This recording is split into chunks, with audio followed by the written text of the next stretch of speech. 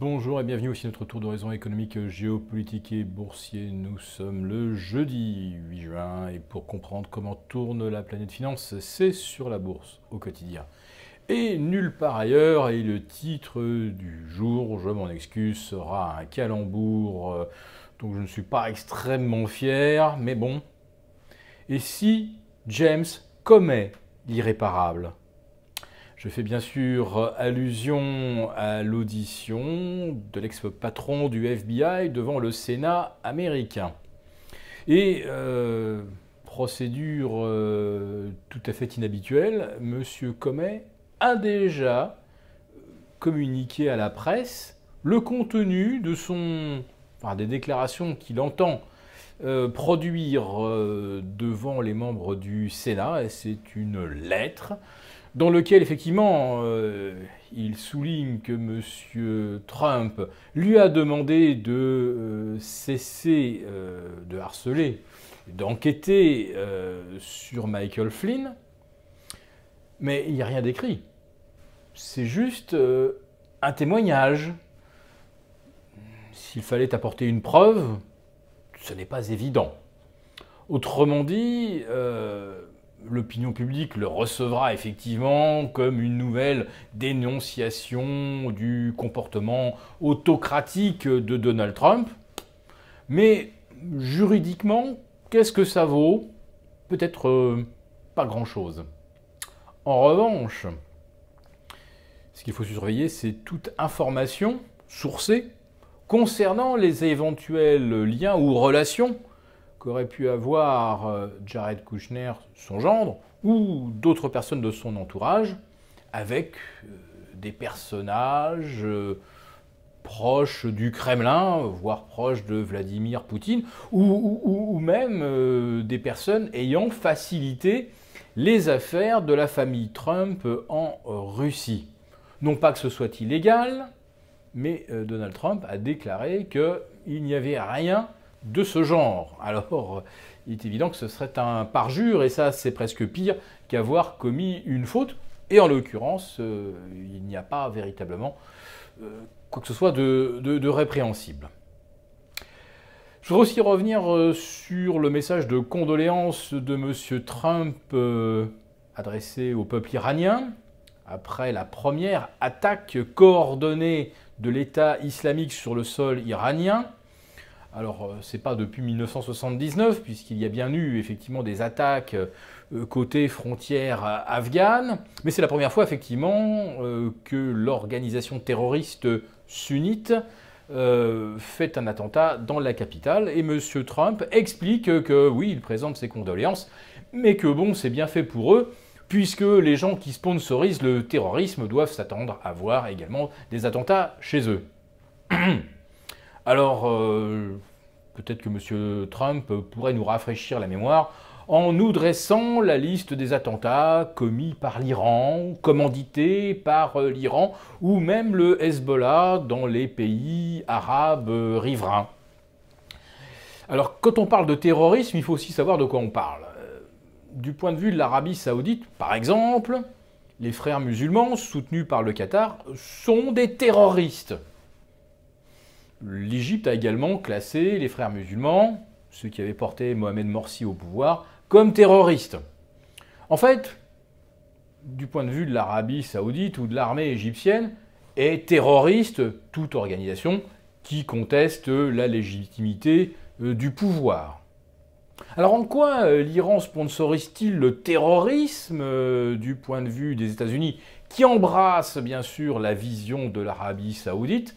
Eh bien, est terroriste toute organisation qui, par exemple, cherche à soutenir les minorités chiites sur le sol arabe ou au Bahreïn.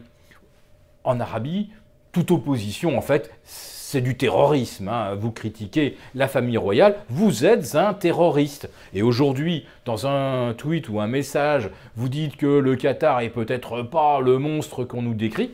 Là, vous prenez une lourde amende et vous risquez même une peine de prison. Voilà, donc par exemple, dire du bien d'un pays avec lequel l'Arabie est fâchée, eh bien vous vous transformez immédiatement, vous aussi, en terroriste. C'est un monde de fous, mais eh bien, il semblerait que les marchés s'en accommodent très bien, puisqu'hier, eh bien, ni la feuille de route de M. James Comey, ni les attentats à Téhéran, et Téhéran accuse naturellement l'Arabie Saoudite d'en être les commanditaires, mais où vont-ils chercher tout ça? Ça n'a absolument pas perturbé Wall Street. Au pire, le Dow Jones, à un moment de la séance, à mi-séance, perdait 0,10 et puis finit en hausse de 0,2, récupère en fait ce qui avait été perdu au cours des 2 séances précédentes. Et les indices US reviennent tester leurs sommets historiques absolus, notamment le Nasdaq à 6300. Alors il suffit que l'audition de M. James Comey finalement n'apporte aucune révélation nouvelle, comme je le disais concernant non pas M. Trump, mais la famille de Donald Trump. Et vous allez voir les indices retrouver d'un seul coup que nous vivons dans un monde merveilleux, exempt de tout risque géopolitique, exempt de tout risque économique.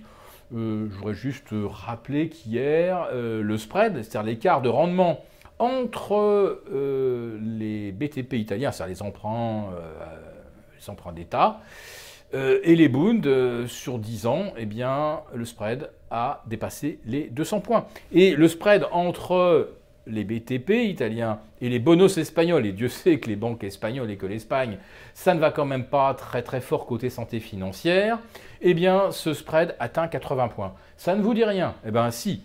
Et tout simplement, c'est l'écart maximum qu'on avait observé en 2012 au sortir de la grande crise où on pensait que l'euro pourrait disparaître. Juste avant le whatever it takes de Mario Draghi, eh bien, on en est revenu exactement au même point avec des spreads insensés entre la dette italienne, la dette allemande, ou voire même son principal comparable, la dette espagnole. Des taux à 2,30 en Italie quand la croissance est anticipée au mieux à plus 1% en 2017 et 0,8 en 2018. Mais comment vont-ils s'en sortir? Mécaniquement, ça va propulser la dette à au moins 150% du PIB, sans parler du coût de cette même dette à 2,30% sur 10 ans. Et puis un autre pays aussi qui va très très bien, youpi, c'est le Japon. On apprend ce matin que la croissance, alors elle est révisée à la baisse. Alors attention, hein, c'est pas une révision de plus 1,3 à plus 1%. Non, c'est de 2,2 à 1%. Alors qu'est-ce qui s'est passé dans les ordinateurs des instituts qui calculent la croissance japonaise? Comment passe-t-on de plus 2,2 à plus 1? Grand mystère.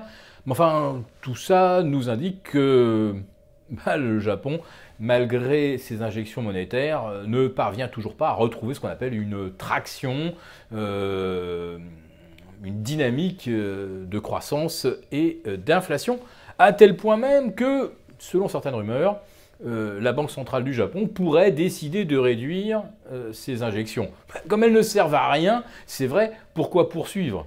Mais le seul fait de dire au marché qu'on va réduire les injections, c'est comme si on dit à un drogué qu'il n'y aura pas de prochain shoot d'héroïne.